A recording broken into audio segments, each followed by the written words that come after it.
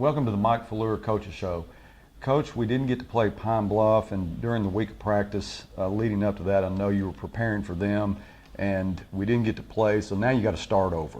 It was a bye week that you didn't get to prepare for like you probably would have if it was a bye week. You had some things you had, maybe some rust to knock off, some injuries to heal up and so forth, but you go into Bryant to play your first conference game and you come out with a 29-0 victory. Yeah, we're a little nervous about having that week. If it had been a normal deal where you knew you had a week off, you kind of done some things different, but you didn't, so you're a little nervous about how you're going to perform having that week without playing. But, we had a great week of practice. It was a hot week of practice and a hot game Friday night.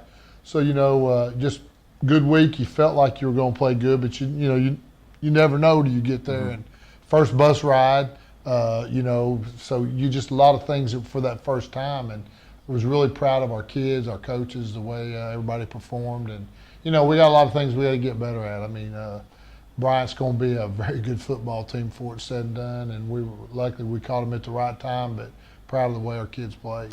Well, they are going to be a good football team, Coach. They were 2-1 coming in. They had lost to Fayetteville, which, like you said, was a little misleading. They beat Lake Hamilton after being down 21-0 at half the week before. So you know that they're not going to be a type of team that gives up. And you also had a coach that used to work for you that was coaching there. So that's something that you have to overcome also. And that was probably in your game plan to go there and try to overcome some of the things they may or may not already know. Right. We were all a little nervous or, uptight about Coach Hooks and the fact that he'd been here with us 2 years and everything that we do, signals, all that stuff, he knows. And but we used 3 guys signaling the plays in. Our kids did a good job of communicating and making sure, like, we've got certain calls that if you know it, it's a run or a pass, making those calls every play, whether it was. But just overall, they did a great job of getting ready and taking on all the adversity as far as the travel, the heat, Coach Hooks, and plus Bryant. A lot to overcome, and Coach, you're exactly right. The heat was intense. The press box that we were in was facing the sun just like it was for you. Even when it got down behind the trees, it was still really, really hot. So I know that was something that you had to overcome. You kick off to start the game, and then you force 3 and out with them. You get the ball back. We're really not able to move the football, but there's 2 things that happened when we forced them to punt. The good thing is they're punting from deep in their own territory. We're doing a great job keeping them on their side of the field. And I'm talking about deep on their side of the field. They punt, and we have Trey Norwood bust one all the way back to the 25, and they call it back. Yeah, Trey did a great job fielding punts, number 1, number 2, returning them. We, on that first one, there were actually 2 flags. Had a young man who's really great effort, and he just trips. And so when he's falling, it looks like he's trying to block below the waist. He touches the guy, doesn't really hit him, but you can see on film he tripped. I mean, he wasn't trying to block the guy. The second one was Chewy down in the field about 30 yards. Looks like Trey's going to break it, and he goes to block the punter who's moving towards the direction the ball's going, and he hits him pretty good, and the referee calls a personal foul, hitting a defenseless player. But, that's a judgment call. When I see Chewy Monday, I'm going to apologize to him for getting on him. But, it's just one of those calls where that's what the guy told us at the time. He just hit him for no reason. But when you go back and watch the film, I can see where Chewy made the move to go block because Trey's making that cut. Right. He's one guy away from being right there with the punter. And you give Trey that one opportunity, he's really going to take advantage of it. So you're doing your best to get that for him. That's right. We understand that. And we talked about that as it happened, the block below the waist. And we know that you coach against that. You teach the fundamentals. So that is good to hear that it was more of a trip. Yeah, it was. And he told me as soon as he came off the sideline, he said, "Coach, I tripped." And when you watch film, he's telling you the truth. Well, that's good, Coach. We just couldn't really get any offense going. We talked last week in your pregame show about the fact that they're going to do multiple things on their defensive line. You have a young offensive line, and to try to get them to learn their jobs is an ongoing practice every week. And so we knew up front that may be a struggle, and it looked like it was in the beginning. Yeah, it was. I mean, not only did they do a lot of things and put pressure on us, they were big. And, we're not overly big ourselves. So you put confusion and having to block somebody that's bigger than you. It's a tough thing to do. But you know, our effort's been good. We just got to continue to work every day to improve on that. Well, you kept working at it and you started changing some things up. We ended up hitting a pass to Colby Fleming, and we thought it was in the end zone. I had actually said touchdown Northside and was surprised when they said that he didn't get in. Yeah, it was really close. You know, you can't see where his knee is when the ball goes in, but I mean it was close. So, you know, they called it about a half yard short, so it took us 2 plays to get it in, but you know, fortunately we were able to score. I thought the second one was in too. I didn't see it as well as I did the first one, but we did punch it in on the third time. You go up 6-0, and then you line up in the swinging gate, and you liked what you saw. Max liked what he saw, and you give him the green light. You pull the trigger, and we're up by 8. Yeah, that you know, with Coach Hooks being down there, I would have really thought they would know exactly what I think you have to do to defend it. And they lined up with just 3 guys, so every time they do that, unless we're ahead in the game, we're going to run that play. And Max did a great job with it. We had some of the assistant coaches in the room next to us in the press box, and we can hear some of their conversation, which was interesting to hear what they have to say about each play, talking to you. And when they lined up the swinging gate, they're yelling, "Hit it, hit it, hit it!" Yeah, they saw it quick. They did. Probably saw it even faster than I did. But you know, I had a great group of coaches. They do a good job. They very in tune to everything we do, and so they do a good job. Well, Coach, I will say that I've been in press boxes next to coaches, assistant coaches, quite a bit, and they are very emotional. And you have done a great job with your assistant coaches. These guys are well mannered. They may be emotional, but they are well mannered. You know, football is. I often describe it as, you know, it's a game of passion. I mean, if you don't get excited, sometimes bad, right? Hopefully good, you know, and then, you know, you got to everything that happens on a Friday to me, it should just roll off your chest, good or bad, because it's one of those things in the moment, and it's just like you're playing. I mean, that part's still there. It's why you coach. But like I say, I've got a great group of men that coach here and care about these kids and want this school and this team to be as good as it can be. Well, I'll say that we were very impressed with just listening to their conversation. We made a statement in the beginning of the broadcast that if you hear something, it is something that is emotional, the coach is right next to us. We broadcast through a terrific radio station. Coach, they're live streaming to over 3,000 people that are listening to your Grizzlies play football.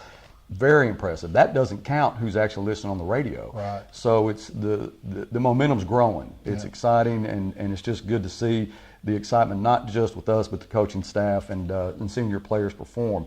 Well, we're going to end the first half with an 8-0 lead. Defense is doing a great job. They're keeping Bryant really pinned back in their own part of the field or territory, and Northside looks like they're getting on track, and we know that you're going to have some words, some encouraging words at halftime that will change the momentum. Yeah, we had a couple of opportunities in the first half where we got it down there and miss a block or a penalty or whatever where we didn't get any points. But, you know, that's one of those things I'm talking about. We've got to continue to work and get better, you know, because defensively we did do a very good job. Didn't give them, I think one time in the first half they had an opportunity to score. They kicked a field goal, missed it, but overall just a great half by our whole defense and our coaches. And I failed to mention that there was actually 2 punts that Trey returned, both of them called back. The first one, as we mentioned, for those reasons, but he did it again and got back to probably about the same place, the Bryant 25. Yeah, on that one we had a young guy that's a sophomore, really just working hard trying to make a block and hit the guy in the back, and you can't do it. Well, I know you're encouraged because there were a couple more opportunities to score. We do have an 8-0 lead. Defense is doing a great job, and I know you're at halftime getting them prepared for the third quarter. Stay with us. We'll be back with second half highlights right after this.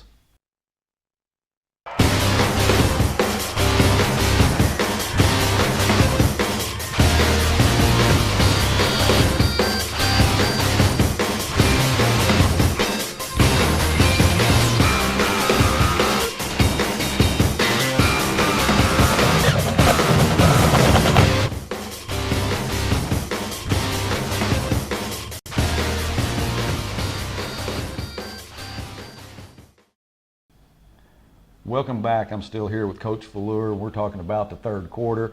Coach, you kicked off in the first quarter, and this seems to be where you want to be. You want to give up the ball in the first quarter, let your defense do what they have to do. Third quarter, get the football. The goal is to get some points on the board. Right. You have Trey Norwood starting at quarterback. He throws a great pass to Byron McGrew. I think he's going to score, but he gets caught at the 10-yard line. Yeah. No, great pass. I mean, it's kind of a philosophy. We've all talked about it. We believe in playing defense, and if that's the case, then what better way to go out and put a stop right out of the chute and then be able to get the ball at the beginning of the second half. But Trey goes in and starts for us. We got to actually have a hitch called, and the guy jumps it, and Byron just makes a great adjustment. Trey sees it and just lays it out. It's pretty, as good a throw and catch as you're going to get. And the guy caught Byron about the 10. And then, at that point wasn't good for us. We missed a block, missed 2 blocks, matter of fact, blocked 1 play wrong, and then had to kick a field goal with Chewy to get 3 points out of it. It's definitely not what we wanted. After that big play, we were wanting to score a touchdown. Well, you're exactly right. I know you want to get a score when you're at the 10-yard line. You got a first and goal, but it didn't work out. You did get to 3 points. You're up 11-0 now, and you're going to depend on your defense to do what they did in the first half. Yeah, I mean that was at this point now you got a 2-score lead. They got to score twice to beat you. So come on defense, keep doing what you're doing. Get us the ball back, and let's see what happens. And the defense does. And then this time when they punt, you knew it was going to happen. Sooner or later, you keep them so far back and they get a punt that you can set up a return on. Trey's going to break one, and he does for 60 yards. Yeah, he catches it somewhere around midfield, and I'll tell you, there were 3 key blocks right at the beginning. Matthew Jackson was one of them, where they just got enough of the guy to give Trey the break right up the middle, and when it did, it just opened wide up, and just a great run by him and a couple good blocks and quick score. Well, it was sure fun to call, and when we saw him get cleared and all he had to beat was the kicker, and he still had a blocker. Right. It was 6 points then, and it was exciting. Press box was really hopping, but you get a touchdown, and then you set up in the swinging gate again, and we hear them hit it. Yeah. You get another 2 points. They lined up worse the second time than they did the first, and I don't. Kids are kids. I'm sure their coaches worked on it. Our kids don't line up right all the time either. So, but it was there. Max took advantage and got us 2 more points. So, that's what we're looking for. Well, it makes the score 19-0 now. Are you feeling a little bit better about the offense and the way that they're performing? Yeah, I mean, that first series, big play, I wish we could have finished it better. But, we haven't been on the field but that one time. Defense is fixing to go right back out because of the turnover. But, you're feeling better now. They got to score 3 touchdowns to beat you. So, I didn't feel like that would happen, but let's see if we can get a little more. Well, when your offenses had been struggling a little bit and now they're starting to pick up and they're doing what you wanted to do, if your defense is not performing up to par, you're still a little bit nervous. Yeah, but having a 19-0 lead, knowing what your defense is doing, that's got to be comforting. Yeah, it was. I mean, I felt really good at that point. I mean, that they're really something. We're going to have to do some bad things to let them back in the football game. Well, at the end of the third quarter, you have a 19-0 lead. You take it into the fourth quarter, retrade possessions. You end up getting a nice drive. I think there was a long pass to Derek Wise that gets the ball down into scoring position, and Max ends up taking it in from 1 yard out. Yeah, there were a couple good plays there. We ran what we call the slow screen to Deuce, and he did a great job, made a great run, had some linemen downfield in front of him. Next play, Kedrick Thomas broke a run down the left sideline. And then Max took it in, I think 2 carries, same play, right. and second time stuck it in the end zone. Well, Coach, what was that call with Kedrick Thomas? And he was actually in the running back position, wasn't he? Yeah, well, everybody gets used to him being out wide, right. But that position he plays is what we call our adjuster. So that guy's got to be able to run the football. He's got to be able to move out and catch football. So right. Kedrick's that guy for us, does a really good job. Well, he did do a good job, and he was kind of running away from us. We couldn't tell where he ended up, but he was getting some good blocks, and he's able to key off those blocks. And well, I tell you what, you got a kid that can adjust like that, can play wide out, or come in and play some running back for you. That's nice to have. Yeah, it is. He's really been a nice addition to our football. problem. Well, you score, and this time you just set up in a conventional extra point, and Chewy kicks it, and that makes it 26-0. Yeah, didn't see any reason to go for two there. Like Right. I said, the game felt like the game at that point was pretty much. So you're having mercy. Yeah, okay. I guess so. But kick the thing, and Chewy comes in, does a good job. Hayden Brown has been solid all year long, snapping the football. Max holding it. Well, it was.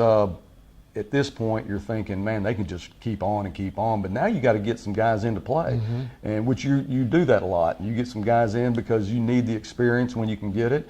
You've got a 26-0 lead, and we saw some new faces. Yeah, we left.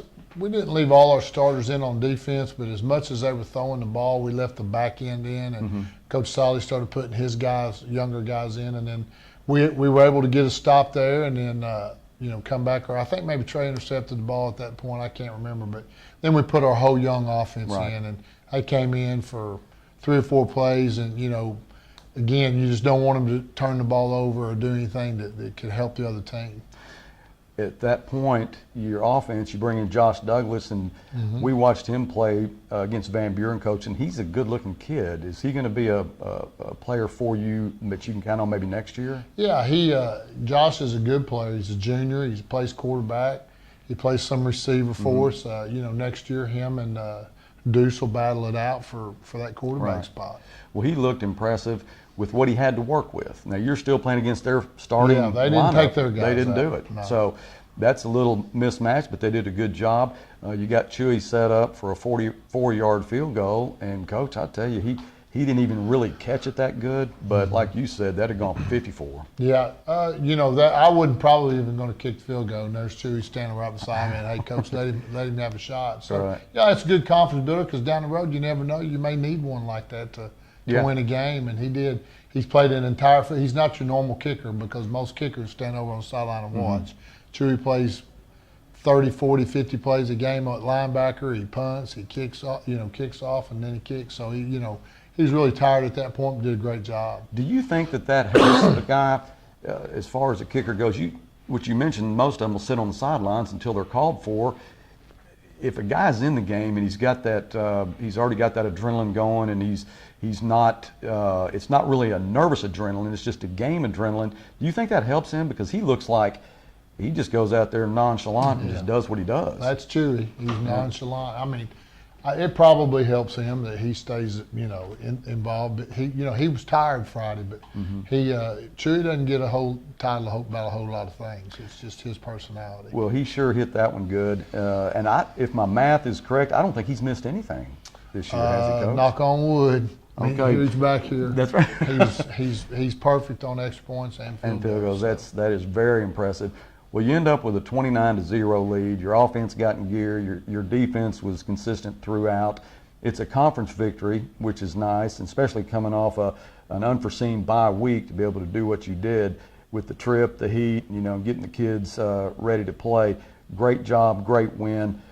We do an A to Z variety player of the game, and Coach, we could have picked a lot of different players. Yeah, we had a lot of guys. A lot of guys contributed. Byron McGrew had a great game. Watched him play some offense. I think he's had a touchdown reception in every game up to this point. That may be right. I think you're right. But he almost had one. He got caught at the 10 in this game, but he's playing some really, really good cornerback, especially in the second half, Coach. When they started getting desperate and were having to throw the football, you took them out of their game plan, and that's a good position to be in because now they got to do some things they're not comfortable with. But things can go bad quick if they get lucky. Well, Byron didn't allow that. They were throwing to his side a lot, and he did a great job shutting their receivers down. Yeah, Byron has really played well all 3 football games, and that's what we expect Byron to do. He's a long, lean kid, and I'm going to have to get on him about getting caught from behind. But he's had a great football season so far. Well, we talked about the player of the game, and there were so many that we could have picked.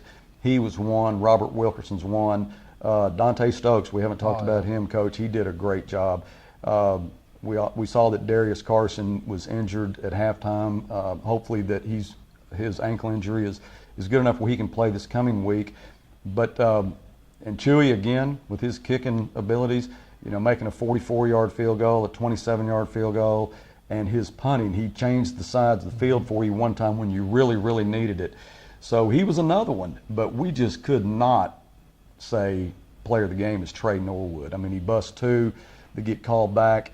We got him down to the 25, and then he took that one back. He had an interception. He threw the pass to Byron McGrew. So he was our player of the game. I mean, like you said, there's a bunch of guys that you almost hate to pick players of the games in football because it's such a team-oriented sport. But, you know, we do it, and like you said, there are several guys. Dante Stokes, young man that came in and played, you know, most of the ball game and did a great job Friday. But Trey Norwood deserves it. He did a great job Friday, and he was a very, very dominating force in that football game. Well, he is a dominating player, and I think he's going to be like that every game for you. So he's always going to be, he's going to have to be mentioned for player of the game. And we were trying to find somebody that maybe we could get it to, but it was just so outstanding that he definitely deserved it, and so he is our A to Z player of the game.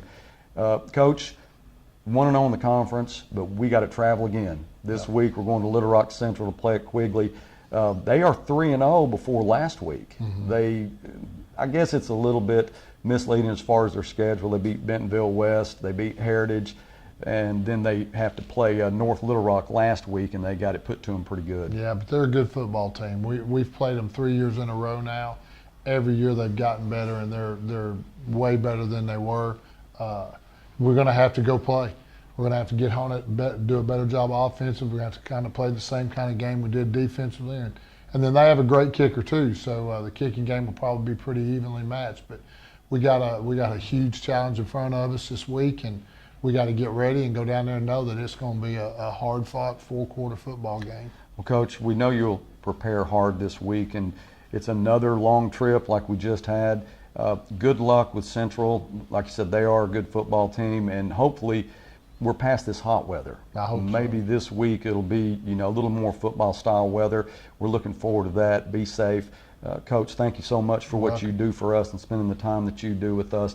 You've been listening to the Mike Falleur Coaches Show, and don't forget that you can also catch his pregame show on Life 98.7 at 6:30 before the game. We go live at 7 with the kickoff. Until then, go Bears.